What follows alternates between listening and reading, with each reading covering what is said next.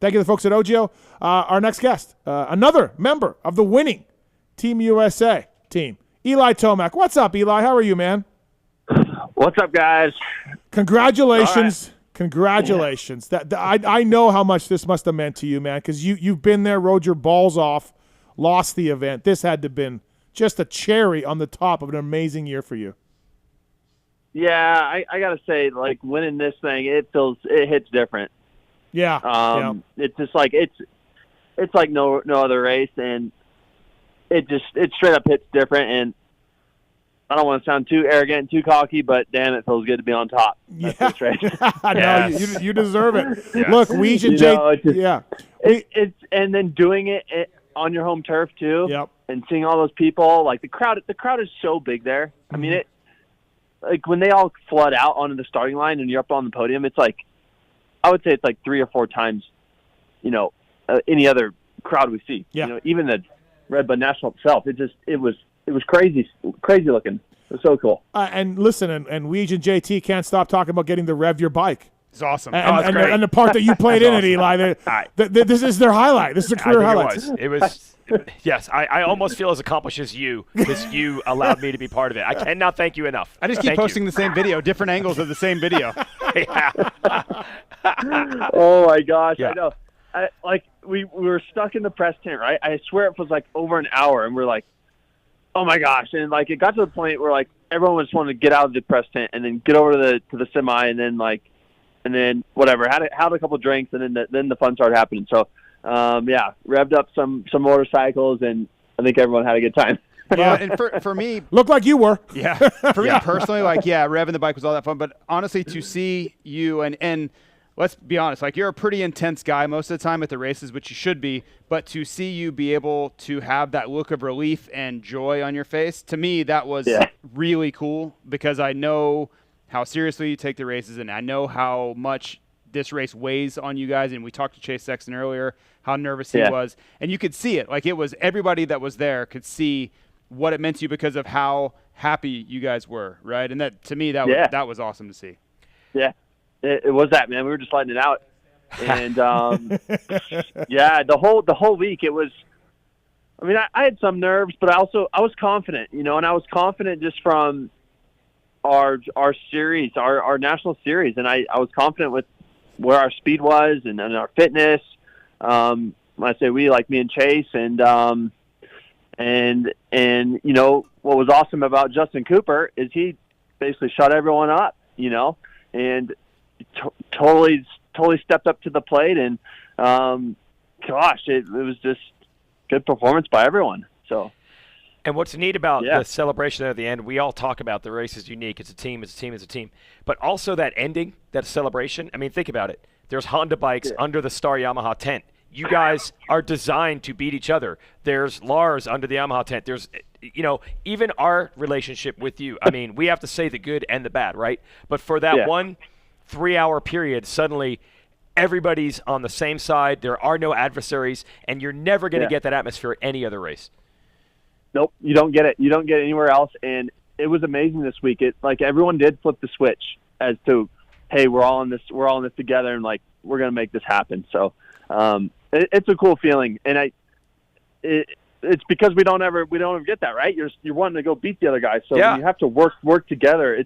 It's a cool deal. It's something that motocross racers don't ever get to feel, Yeah. We're not playing football. We're not playing baseball. I'm sure it's just a different feeling, When everything's got to work, when multiple people got to work together and for it to work out the right way. We were talking about the race for Team USA, and we said, hey, I don't think anybody crashed. I think everybody stayed up all day long in the mud. But then someone tweeted us and said that you did fall in the third race. But you forgot that you fell. And I even forgot I fell. Yeah. Okay, all right. After it all, and then someone was. Oh, I was talking to Dylan and Dylan Ferrandis in the press conference. He's like, "Hey, where were you?" Blah blah blah. And I was like, "Dude, I was almost catching you." And then I was kind of creeping up on him. And then anyway, I wasn't getting anything on my pit board that was telling me that I needed to go forward, right? And really charge. So I was like, I kind of put it in cruise control. And then sure enough, when I was cruising around, I dumped it after the sand rollers. Just plowed my front end and just fell into the mud, into the muck. About the worst thing all happened to you all weekend was right there. Yeah, that was about it. That was right there. At that point, I wasn't getting any messages on my board like that. I need to go forward, and I knew we were in a good spot. So, that was the only thing that was kind of squirrely, but it didn't really matter. And we've seen this before. You guys had a great Saturday. Everything was looking good. The weather came, and things go to shit in the past at times when the weather went. But all three of you guys, the track wasn't as bad as 2018, but it wasn't great. I was impressed that everyone rose to the occasion, and the results, dry or wet, I think they might have been better dry, but they were pretty damn good in the wet. I think all you guys were like, yeah, we don't even care. We can still do this. I like that. That's impressive. Straight up, I was a little bit nervous about it. Waking up Sunday morning, I'm just like, you got to be kidding me, because I felt like after Saturday, I'm like, we have the advantage. We're gonna work these guys, and I wake up Saturday, I'm just like, are you serious? But yeah, we all rose to the occasion, and it's like it didn't matter. It was unfortunate, I think, for some of the racing. A lot of the track turned from being 30 feet wide to 10 feet wide, so you lose some passing opportunity. But it was okay for what it gave us. We all felt that same way, and I don't know if you can detect this, but we were trying to analyze the crowd. It didn't even seem as wild on Sunday as they did on Friday and Saturday. Now, we had a caller call in earlier and say that's because they were partying for 48 hours, and by Saturday night they were exhausted. But I also feel that everyone had this vision of 2018, and by 9 a.m. Sunday they were like, oh no, oh no, oh no. Yeah. And that's why I give you credit. I mentioned you after the race. I feel like that first moto hole shot was like, this is going to be different this time. That was so key to me to be like, this is not going to be a disaster. If Eli gets the hole shot, we're good. Yeah. Right. Yeah. Right. Yeah. Yep. That was a big deal. And then, getting out in the front of that one, getting away, getting that first moto win, and even for that start, to be straight up again, I wasn't super confident myself for how my qualifying start was. Mm-hmm. They're great. I swear has more traction than our great in Supercross. So I wasn't used to it. Like I had to go. They have this practice. They have a practice grade actually. The GP guys. So I went over there and I had to do a bunch of starts to actually pick up my revs and like change my technique. And thankfully, I was better, for Sunday with that, because Saturday I totally bogged my bike and got totally smoked by Prado. He was outside of me in that qualifying race. Yeah, so. Can I just say about the only time I'm like, what's going on here is the first 10 minutes on Saturday, Eli. The first 10 minutes, I'm like, he's not really moving forward. Yeah, it's not happening. Well, and the Saturday race, it was, because we were first moto, it was wet. Oh, okay. Who knows? Maybe I was being a little careful, which I was. And then once the track got more broken in, then I could start pushing and attacking. Then we saw a few lap times and we're like, okay, he's good. Yeah. And so then I came around. I was on the broadcast with Paul, and I said, okay, you can see he's not putting a lot of intensity into his riding here. And you could see they had watered the track, and I'm like, if we get to pass halfway and he's not starting to build momentum and start to ramp this up, I'm going to get nervous myself. But you could see your riding start to change as the track came in, and then you just started blowing through guys. I'm like, well, there's the Eli Tomac I just watched for 3 months straight. And then were you like, who's Yago? Who's this Yago guy? I don't know. Dude, he was on it. Yeah. I know. I was totally impressed by him. I mean, impressed by all of them, as usual. Yeah. You can't underestimate anyone. And to be honest, I don't study the GP guys a lot. I probably should more. But I've learned you can't underestimate any of them, at any time. And then plus for donations, it seems like someone always steps up outside of their normal performance in their GPs, So, Weege, has there been a better team switch in our sports history?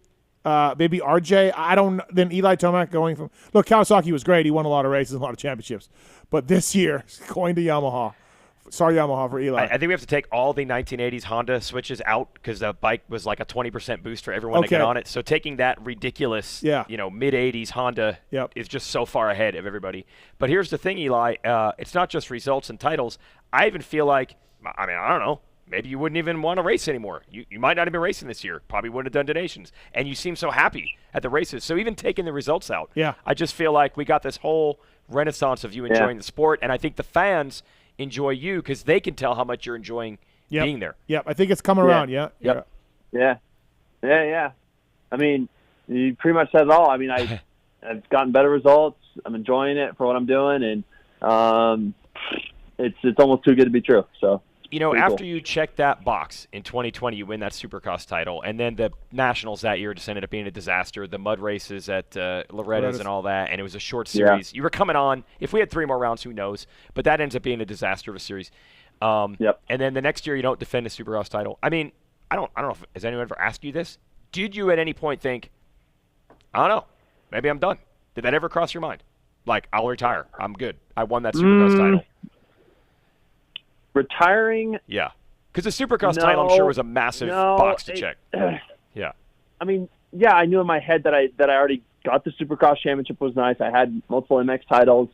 But retiring, I was never in the mental space to say I was done. So I think I was going to make a switch, Mm-hmm. Yeah.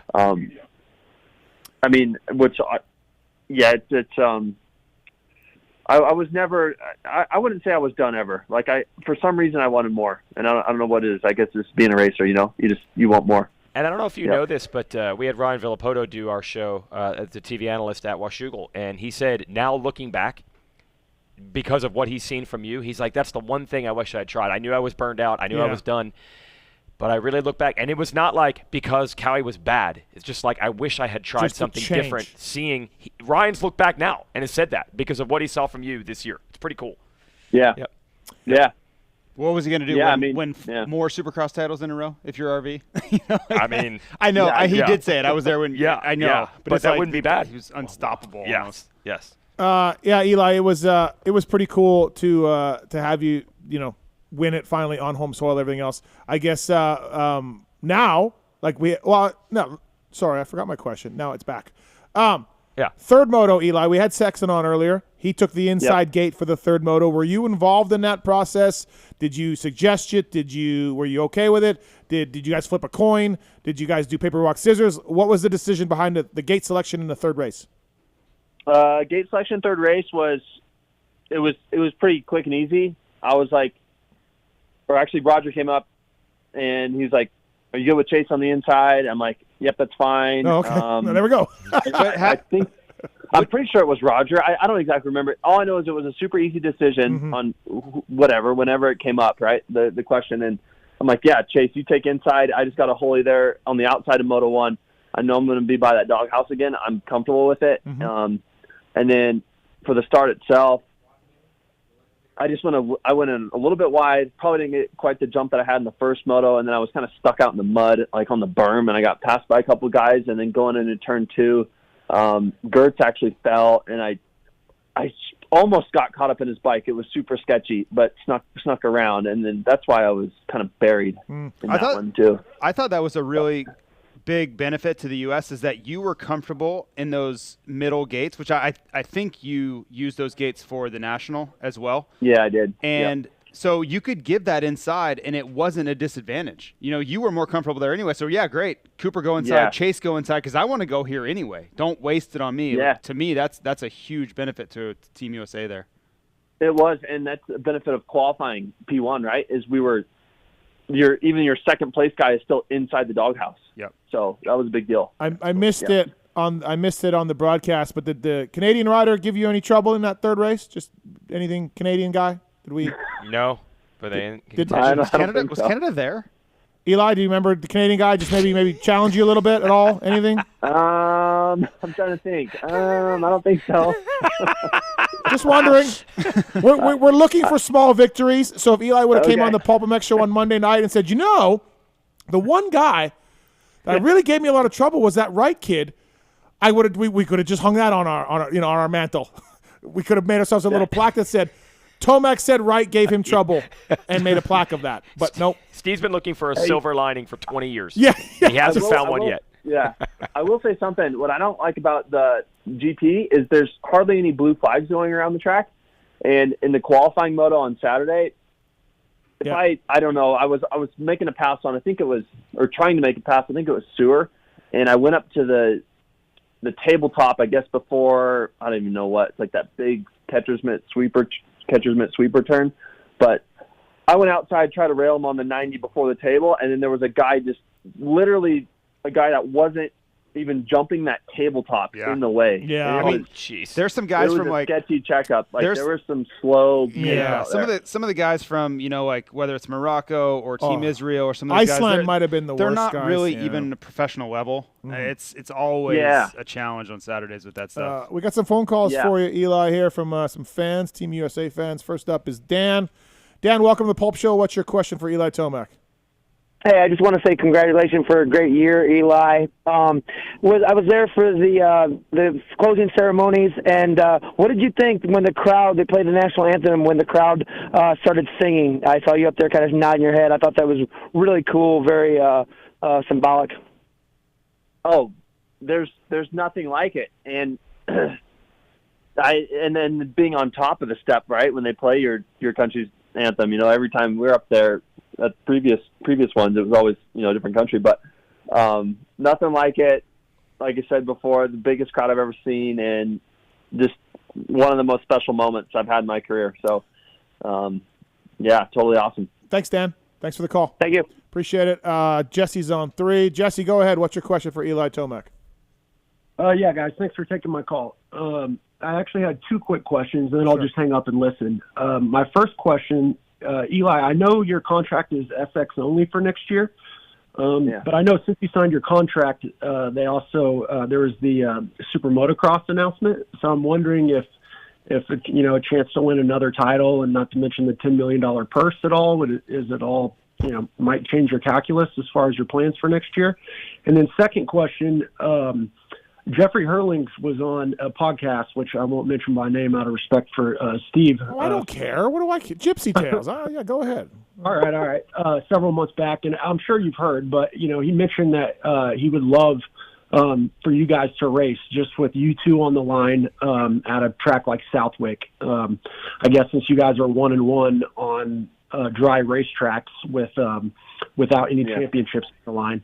So, just curious, if you heard the interview and if there's any chance of that actually coming to fruition. And, congrats on an awesome year, and I'll just hang up and listen. Thanks Jesse. Go ahead. Question 1, for now, I mean, I'm only signed to Supercross, so that's what I've got going on. The SuperMotocross thing is enticing, but it also means I would have to commit to the whole series, whole year again. And then for the Herlings thing, I mean, it sounds cool, but the likelihood of it actually happening while we're both, like actively racing it's not going to happen. I wouldn't think. It would maybe happen like a year after or something. Who knows? If we could pull something off, it'd be kind of cool, but it's not going to happen like right now. Well, the thing, I saw that going around, and it said, for $100,000 you'd rate the winner, and I'm like, well, he could just win a national and get $100,000. Make it $10 million, and right? Like what? Like the money for you to drag yourself. Like it'd be a lot more $100,000. I mean, I know for everyone in the room here, $100,000 sounds awesome for a level of guy like Eli Herlings. To bring Jeffrey from Europe to get it's it's not like Eli's like, I just won St. Louis and got $100,000. So whatever. Yeah. $100 million? Would you consider it for $100 million? Well, of course. Okay. We'll start the GoFundMe. $100 million. $100 million. You can't think of a lot of things I won't do. It's on. It's on. $100 million. Yeah. That's all we need. Yeah, exactly. That's all we need. Go ahead. Eli Tomac on the show, brought to you by the folks at OGO Power Sports. Please check them out. Bags for travel, bags for your gear, the rig bag, and so on and so forth. So Eli, we were just talking to Chase. And, he's going to take a week off, and then he'll be back contesting Soupy next week. You've got Wales coming up for the World Supercross. So when do you start getting ready for that? Are you taking any time off this week? Well, here's the deal. Yeah, apparently I'm just a racer now, not a practicer. So I'll just do – I've done couple days of Supercross, and then I just – yeah, man, that's coming fast. I have to get on the plane. Not this Thursday, but I know. Yeah. I know. So I'm straight into it, but I don't know. I'm not really burnt out or fried, so I'm fine with it. Like I want to go race. Yeah. You'll do Wales. You'll do Bercy, right? You're locked in for Paris. Yeah. So I'm excited to go back to Bercy. Tell Jeffrey to Haven't come been to there in a Bercy. few years either, so yeah. We can have that showdown at Bercy. Come on, Jeffrey.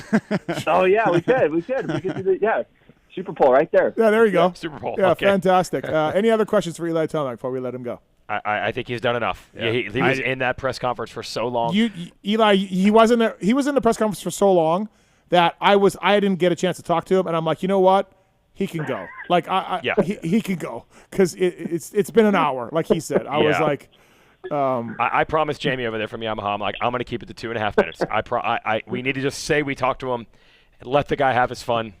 He's waited a long time for this. Yeah, So absolutely. thank you. No, for sure. Thank you for thank you for making JT and Weege's maybe year with revving the bike. They're both very happy. The bike. Oh yeah. It was awesome. Well, It wasn't just revving the bike. Like was. Eli, that you invited us over. I mean, we contributed absolutely zero to your success. Nothing. Gilly made it happen for me.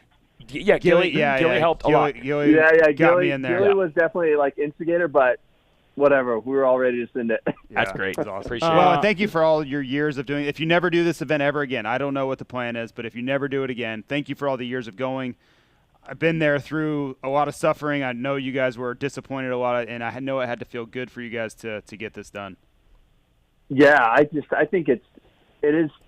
The more I think of this event, like it's healthy for the world, or whatever, the whole community of motocross, and pumped to bring it back for USA. Yeah, absolutely. We saw John and Kathy at the hotel last night, by the way, when we checked in too. John was still very excited. That was cool to see. It was awesome.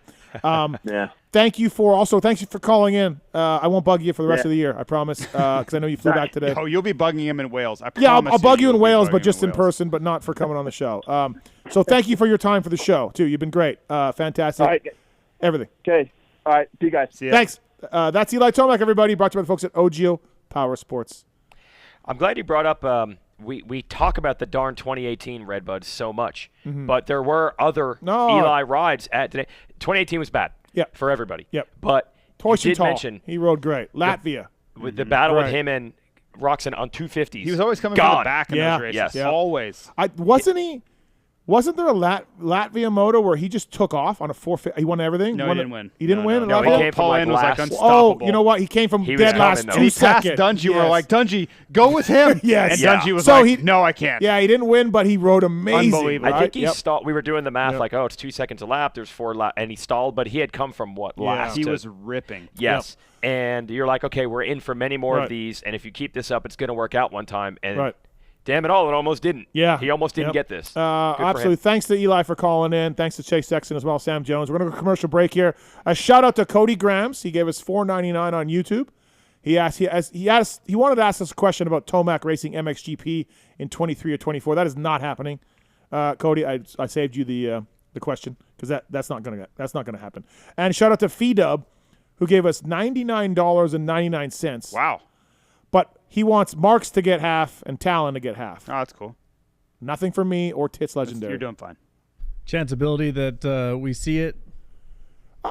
In your normal paycheck, you'll see Right, it. okay. I do not pay without a record, so if you invoice me, I will send it. Oh, I'm going to invoice for you everything. So hard. thank you to those guys for calling in. I'm sorry we didn't get to all your calls. Half of $99.99. Yeah, Okay. Yeah. Figure that math out. I'll work on it. You know what? I'll probably get Marks a little more, Oh, okay. a couple cents more. So thanks for listening, everybody. We're going to commercial break here. We'll come back. We got Jeremy Malott from Red Bull coming on as well. We're going to talk to maybe the Noof about the pit bike race. Paul Parabinos from Renthal also. Big part of Team USA. We have many hilarious. We talked the serious stuff. We bench raced about wins and points and riders. Yep. We've got many hilarious stories to share, so Yeah. stay with us. So stick around. We'll be right back after this, everybody. Thanks for listening.